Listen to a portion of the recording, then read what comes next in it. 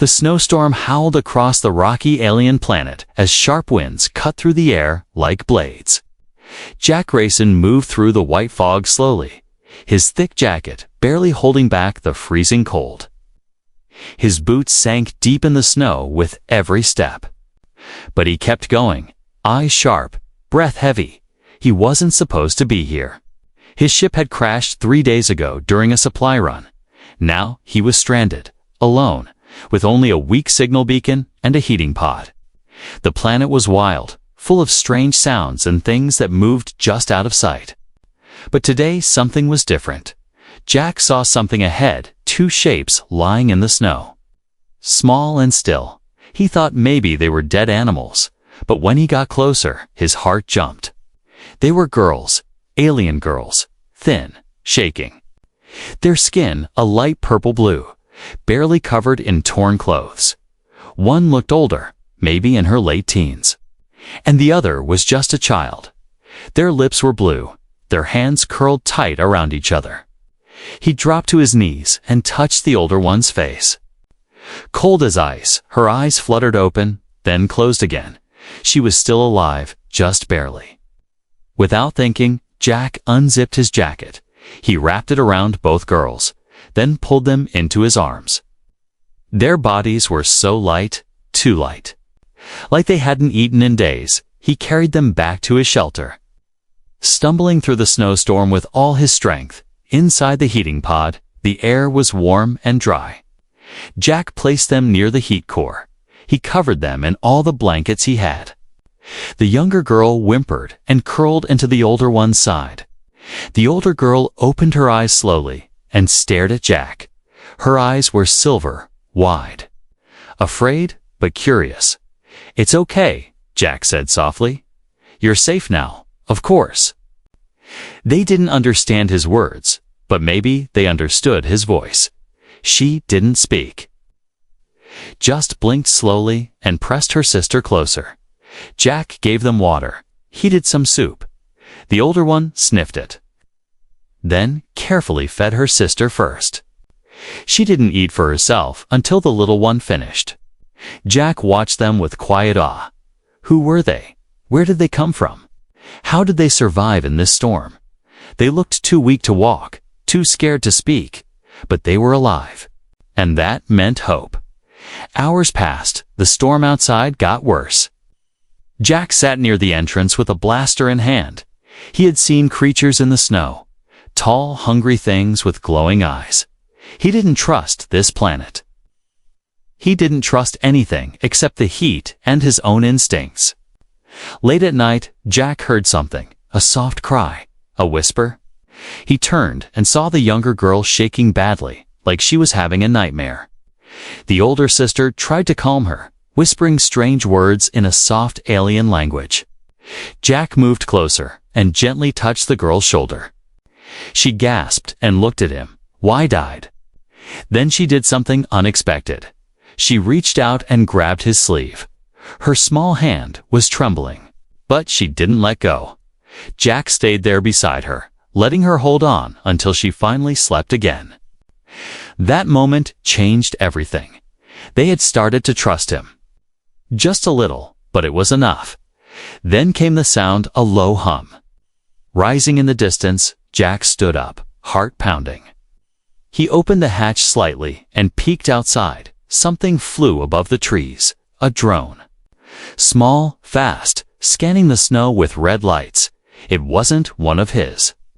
That meant someone else was looking for these girls, and if they were out searching during a deadly storm, it couldn't be for anything good. Jack closed the hatch and locked it. He turned back to the sisters. The older one was awake now. Sitting up slowly, her eyes met his. She pointed to the sky and whispered a single word with fear in her voice. "Hunters." Jack's stomach dropped. Whoever left these girls in the snow wasn't done yet. And now they knew where to look. He looked down at the 2 girls wrapped in his coat and blankets, and he made a silent promise to himself. No one was going to take them again. Not while he was still breathing. The morning came with soft light. Through the cracks of the shelter walls, snow still fell outside, but the storm had calmed. Jack opened his eyes slowly and turned to check on the alien sisters. They were gone from the blankets. His heart jumped. He stood quickly and scanned the shelter. The younger one was hiding behind a metal crate. The older one held a sharp tool. She had taken from his workbench. She pointed it at him with shaking hands and wide silver eyes. Jack raised both hands and didn't move. His voice was calm and slow. "I'm not going to hurt you," he said gently. The girl didn't understand his words, but maybe she felt the tone. She didn't lower the tool, but didn't attack either. The younger one peeked out from behind the crate. Her big eyes were full of fear. She looked at her sister, then at Jack. Slowly she crawled out and moved toward him. The older one hissed a word in her alien tongue, but the child ignored it. The little one stood in front of Jack. She reached up and touched his hand. Her fingers were cold but steady. She pulled his hand gently and led him back to the heater. The older sister watched in silence. After a long moment, she dropped the tool and joined them. Jack placed some food on the ground and stepped back. He didn't want to scare them more. They sniffed it, then began to eat slowly, still watching him carefully. Jack pointed to himself and said, "Jack." Then he pointed to them with a questioning look. The older one paused, then whispered something like Thala. She placed her hand on the child's head and said, "Lyra." Jack repeated their names slowly, Thala and Lyri. Lyri smiled a little, but Thala stayed serious. She didn't trust him yet. Not fully. Later, Jack gave them warm clothes and socks. They touched the fabric like it was treasure. Thala helped Lyri dress first, then herself. They both looked strange in his oversized clothes, but at least they were warm now. Jack turned on his translator device and tried again. He showed them images of Earth, humans, and aliens. He used simple words and gestures. Thala frowned when she saw the image of a human soldier. She shook her head and said bad many times. She didn't trust humans. Jack showed them a picture of his home back on Earth, a small farm with green fields. He smiled and placed his hand on his chest again. Thala stared at the photo, then at him. She looked confused. Maybe she didn't believe a human could have something peaceful like that suddenly. Lyri stood and walked to the door. Jack got nervous and followed. She opened it just a little and pointed at the snow. Then she drew shapes on the floor. Using her finger, there were cages drawn in the snow towers, drones fire. Then she drew two small stick figures holding hands and running away. Jack understood they escaped from somewhere bad, from a place with pain and fear. That's why they were in the snow. They ran for their Livy Sala. Knelt beside the drawing and added one more thing, a symbol in the shape of a circle with spikes. Jack recognized it. It was the sign of the black market traders, a group known for stealing and selling rare alien girls. His blood boiled, so that's who hurt them. They were just children. Thala wasn't even an adult yet. She was forced to protect her sister from monsters no child should ever face. Jack stood slowly and looked around. If the traders were nearby, that meant danger was close. He checked his scanner and found something. A faint signal. A drone had flown over again and dropped a beacon. It was just outside the shelter, buried in snow. He rushed out with a shovel and dug it up. It was blinking red. They had marked the location. The traders were coming. Hi smashed the beacon with a rock and ran back in. Thala saw his face and knew. She grabbed Lyri and pulled her close. Jack knelt beside them and whispered something calm, even if they couldn't understand. Then he opened the trapdoor to his underground storage chamber. It was dark and cramped, but warm. He helped them down the ladder and covered the top with crates. No one would find them there. The sun set and darkness came again. Jack sat by the entrance, holding his blaster tight. Eyes sharp, breath steady. This wasn't just survival anymore. He had made a promise without speaking. He was going to protect those girls with everything he had, even if it cost him his life. Jack moved quietly around the shelter, checking every lock and every crack. The snow outside had started falling again, but softer now inside the shelter. It was quiet, except for the soft hum of the heater below. Thala and Leary stayed hidden in the basement, not making a sound. Their small world had become smaller. But safer for now. Jack knew it wouldn't last. The traitors would return, and they would not stop until they found what they came for. He needed to plan an escape. He opened his old map and studied the terrain. There was a canyon 2 miles west, deep and rocky, with a rumored tunnel system beneath.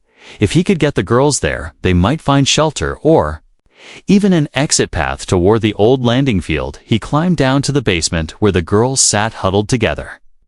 Leary clung to Thala's side like a scared kitten. Jack used the translator again, slowly showing images of ships, maps, tunnels, and danger. Thala listened with sharp eyes, then nodded slowly. She said a few words Jack didn't catch. But when she reached into her pocket and pulled out a tiny glowing crystal, he understood this was important. She placed the crystal into his hand. It shimmered and showed a projection, a glowing map of underground passages. Jack recognized the layout. It matched the canyon's tunnels. Thala pointed to a symbol deep within the map and said, "Safe." That night, they waited until the moon rose. Sky turned silver and shadows danced on the snowy ground. Jack packed food, clothes, and his old blaster.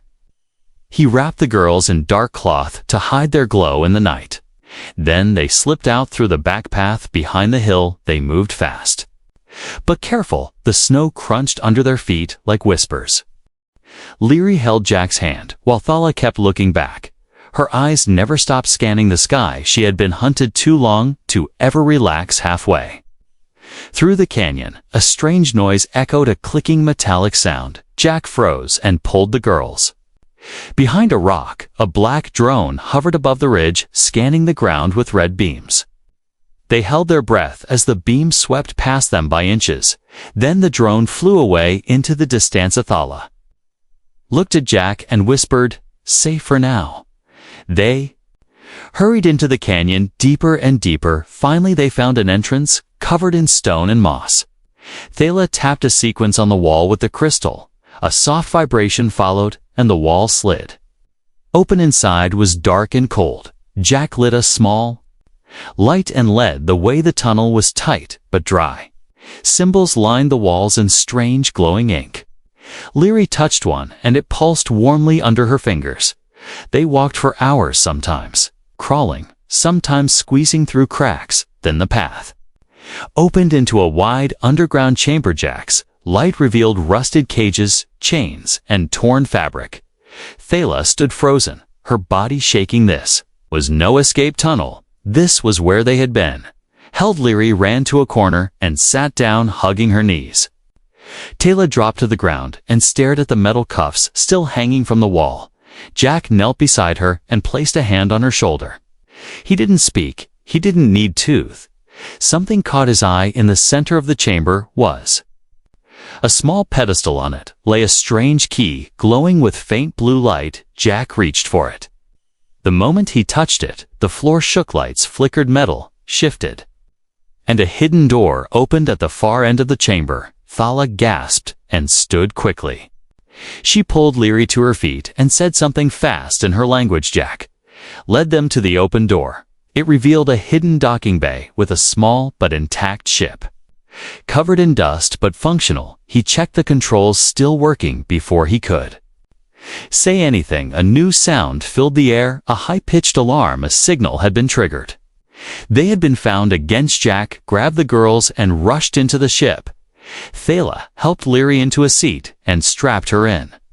Jack powered up the engines as red lights flashed in the tunnel. He saw shadows approaching, figures in armor, voices shouting. The ship lifted off just as a blast hit the wall behind them. The tunnel collapsed, the entrance sealed. They shot upward through a hidden shaft into the night sky. The planet grew smaller beneath them. Thala stared out the window, tears in her eyes. Leary leaned her head on Jack's shoulder and whispered his name for the first time. Jack. They were safe for now, but the galaxy had just started noticing them. The ship shook as it broke through the icy clouds. Jack tightened his grip on the control stick, trying to keep the flight steady. The old alien vessel wasn't made for smooth rides. Thala sat beside him, focused and quiet, while Leary stayed. Curled in her seat, whispering his name softly again and again, the stars opened up above them like a silent ocean. Jack set the ship to autopilot and let out a breath. They had escaped the prison tunnels, but their problems were far from over. He had no idea where to go. He didn't know who was chasing them. He only knew one thing. He had to keep them safe. Thala pointed at the map glowing on the dashboard. Her finger circled a small moon orbiting a dying gas giant. Her voice was firm, safe. She said again, "Hide there." Jack nodded. It wasn't far, a few hours at most. The ship hummed quietly as it changed course. Leary crawled to the front seat and sat between them. She looked tired but calm. She reached out and placed her small hand on Jack's. He looked down at her fingers. They were still cold, but stronger now. She was healing. As they approached the dead moon, the ship started to flicker. Lights dimmed and sparks jumped from the side panel. Jack cursed under his breath and slammed the dashboard. "Not now," he whispered. Thala reached under her seat and pulled out a strange crystal. She inserted it into a socket. The lights returned slowly. Jack looked at her, surprised. She only gave a small nod. The moon's surface came into view, dark, rocky, empty. No lights, no movement, but Thala pointed to a mountain near the center. She said words Jack couldn't understand, then one word that chilled his blood. "Mother." The ship landed near the mountain. They stepped out into thin, cold air. Jack wore his thermal suit, but the girls didn't need one. Their skin shimmered slightly in the moonlight. Leary grabbed Jack's arm and leaned on him as they walked at the base of the mountain. Thala found a panel hidden under stone. She pressed her hand to it. The wall opened with a hiss, revealing a dark tunnel lit by blue lines along the floor. They entered slowly, each step echoing like footsteps in a tomb. The tunnel felt old, older than any human structure Jack had ever seen. Symbols lined the walls, glowing faintly. Some looked like stars, others like creatures with wings and teeth. Jack's hand rested near his weapon. He didn't trust this place. Deeper inside, they found a room filled with old machines. Broken chairs, screens flickering with static, and a large tank cracked and empty. Thala walked to the tank and placed her forehead against it. She whispered something soft and painful. Leary stood beside her. Silent. Jack stepped closer and looked at the markings on the tank. It held something once, something living, a female figure. Maybe he saw recordings flashing on one of the old screens. He pressed a button, and the image cleared. A tall, alien woman with glowing silver eyes spoke in a voice that was calm and strong. Her words were in a forgotten language, but the translator caught fragments. "Protect them, hide them. They are more than heirs. They are keys." The screen went dark. Jack turned to Thala. She was watching him with tears in her eyes. She pointed to herself and Leary, then to the tank. Then she whispered, "Mother." Again, the woman in the video was their mother. And this place was more than a hiding spot. It was a memory, a tomb, a warning. Suddenly alarms blared again. Red lights flashed on the wall. Jack pulled out his blaster and ran to the entrance. A ship was descending outside, not human, not friendly. He turned to Thala and Leary. "We need to move now," he shouted. Thala ran to the back of the chamber and opened a second door. It led to another tunnel, this one newer, shaped like a ship's loading path. They rushed through it, their footsteps echoing louder. Now closer. The enemy was near. Jack saw shadows behind them. Strange creatures in black armor with glowing red eyes. They were fast. He fired a blast to collapse the tunnel behind them. Rocks fell, dust choked the air. The end of the tunnel was a second ship, smaller, but knew it responded to Thala's crystal at once. The doors opened. Jack lifted Leary inside. Thala jumped in after he followed and sealed the hatch. Engines roared to life. The ship lifted off just as enemies burst through the rubble. Too late, they were gone again, but this time Jack had more questions than ever. Were these girls really? What power did they carry, and why did the galaxy want them so badly? *. The stars drifted slowly. As the new ship flew quietly across deep space, Jack sat in the pilot's seat, watching the radar with tired eyes. Leary had fallen asleep in the seat beside him, her head resting on his arm. Thala sat behind them, not sleeping, just staring at the blinking lights on the control panel. They had escaped again, but Jack didn't feel safe. He didn't know who to trust or where to land. He looked at the girls and wondered what kind of life they had before he found them. What kind of world throws two children into snow and chains and darkness? Scylla reached over and typed a few symbols into the map system. A small green dot appeared. A planet not far from their location. It had no cities, no beacons, no trading routes. Jack raised an eyebrow. But Thala nodded slowly. Safe, she whispered again. He didn't ask questions. He turned the ship and headed toward the dot. The planet looked peaceful from above. It had blue lakes, soft hills, and one broken station on the surface, long abandoned and half covered by vines and trees. Jack landed the ship beside the ruins. No signal, no signs of life, no danger. He carried Leary in his arms while Thala followed with the supplies. The inside of the station was dusty but solid. The power still worked. In one wing, enough to heat the rooms and seal the doors. It wasn't paradise, but it was quiet, and for now, it was home. Jack cleaned the rooms while the girls explored slowly. Leary found a cracked mirror and giggled at her reflection. She pressed her nose to the glass, then looked at Jack and smiled. Thala stayed quiet, but she helped Jack without being asked. She fixed wires, tested the air filters, cooked what little food they had that night. Jack sat near the main window, looking at the stars. Above, he felt something warm touch his arm. Leary curled beside him with a small blanket. She pointed at the stars and drew lines in the air like constellations. She whispered strange names. Maybe stories from her people, maybe memories she didn't want to lose. Then Thala sat beside them for the first time. She looked at Jack with softer eyes, not just watchful, but thankful. She said one word quietly. Home. Jack didn't know what to say.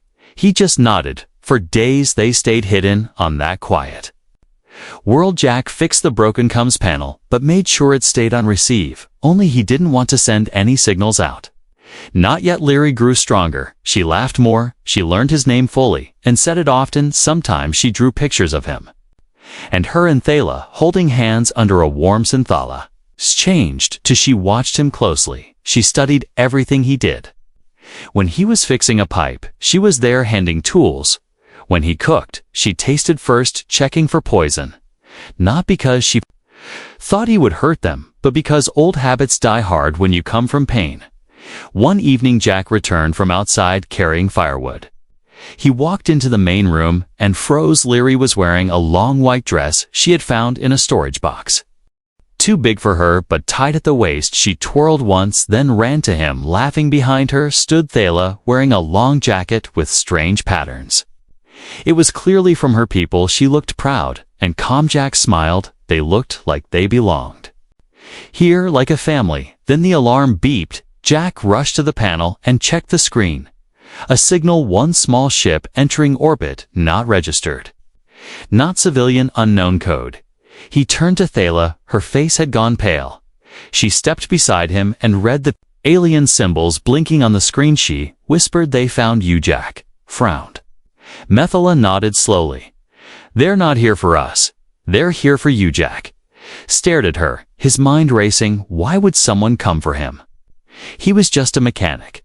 A simple man with a simple life before he met these girls. Then Thala said something that made his blood turn cold. "You saved royal blood. You broke ancient law. Now both sides want to claim you or destroy you." Outside, the wind began to howl. The sky darkened. As the unknown ship entered the atmosphere, Jack grabbed his weapon. He looked at the sisters. One held his hand. The other watched his back. Whatever was coming, he wouldn't face it alone. The sky burned red as the unknown ship landed just beyond the trees. Jack stood at the edge of the ruined station, his blaster ready and his heart steady. Thala stepped beside him, her face calm, but her hands shaking. Leary stayed behind a wall, clutching the corner with wide, silent eyes. The door of the ship hissed open, and a tall figure stepped out. He wore black armor covered in sharp silver lines and a mask that hid his face to others. Followed him smaller but armed Jack. Aimed his blaster and shouted, "Turn around. You're not welcome here." The tall man didn't raise a weapon. He lifted one hand slowly and spoke in a low, heavy voice. "I am not here to harm the girls. I am their blood." Jack blinked. "What are you talking about?" The man took off his helmet. His skin was dark purple like the sisters, his eyes silver and burning with power. "I am their father, and you have stolen them from Methala." Stepped forward without fear. "You sold us. You let them chain us. You let them break Mother. You let them leave her in that tank." The man looked at her with cold eyes. "Followed tradition. I did what was required. You were meant to marry the chosen generals and continue the royal line. Instead, you ran, you hid, you chose a human." He looked at Jack with disgust. A weak one. Jack stepped between them. They didn't run from tradition, they ran from cruelty. You gave them chains. I gave them food. You gave them a grave. I gave them shelter. The warlord laughed without joy. "You think kindness is enough to hold them? You know nothing of who they are." Rythali's voice rose. "We know enough. We know he never touched us with fear. We know Leary can sleep now. We know he stayed even when the galaxy turned against him." The warlord looked at her for a long moment, then turned to Jack. "You have broken ancient law. Human blood cannot claim royal daughters. You must be erased, or you must choose." Narrowed his eyes. "Choose what?" The warlord pointed to Thala. "And Leary, you choose one. Only one may stand beside you. The other returns to her world and binds to her duty. If you refuse both, you die." Jack looked back. Thala's face was stone, but her eyes trembled. Leary's lip shook. Her fingers pulled at the cloth around her hands. She didn't understand everything, but she understood enough. Jack stepped forward. "Slowly, let me speak with them alone." The warlord gave a cold nod. "You have 1 hour, then I return back inside the station." Jack sat on the floor with the sisters. Thala crossed her arms. Leary sat close to him, not saying a word. Jack looked at them both. "This is not a choice I ever wanted to make. You are both more than I ever deserved. You saved me more than I saved you. But this law, this madness, it's trying to split something that was never broke." Sela spoke quietly. "Leary is young. She will follow your choice, but I will not. If you choose her, I go back. If you choose me, she stays in your arms. If you choose neither, we both disappear." Jack rubbed his face. His heart was heavy like stone. He had not planned for love. He had not planned for family. But here they were. Two souls who had trusted him when the stars turned cruel. He looked at them again, then he whispered. Nathola frowned. "No." Jack stood. "I will not choose one and lose the other. I will not let a broken tradition decide. Love, you are not weapons. You are not tools. You are not prizes. You are people. You are mine, and I am yours." Both of you. Silence filled the room. Leary blinked, then smiled, then cried. Thala stared. Then her shoulders dropped. Then she whispered, "Together." Jack nodded. "Together, outside the hour." Ended. The warlord stood waiting. Jack stepped out with the sisters behind him. The warlord raised a hand. "Your choice." Jack said one word. "Both." Warlord's eyes narrowed. "Not Alawethala." Stepped forward, then exile us both. Leary held Jack's hand, and he held hers tightly. The warlord stared, then turned without another word. He walked back to his ship. Engines roared. The ship lifted, then vanished into the sky. They were alone again, but this time they had chosen each other. The forest was quiet. For 3 days, Jack worked through every hour, checking defenses, repairing old machines, digging trenches, and mapping escape tunnels. The sisters stayed close, but never asked questions. They had seen what was coming. They felt it in their bones. The 4th day, the sky turned black at noon. Clouds thick as smoke covered the light. The wind fell silent. Not a single bird sang. Then came the hum. low, slow, rising from the horizon like a beast waking from sleep. Leary looked up and ran to Jack, grabbing his sleeve. Thala stood on the rooftop with a spyglass, her eyes locked on the sky. Jack walked out slowly and saw them. Dozens of black ships sliding across the sky like shadows with teeth. No warnings, no messages, no mercy.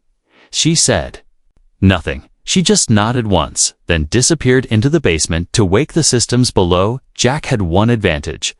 The mountain had old tech. Forgotten weapons hidden under dust. He had spent nights rewiring them now.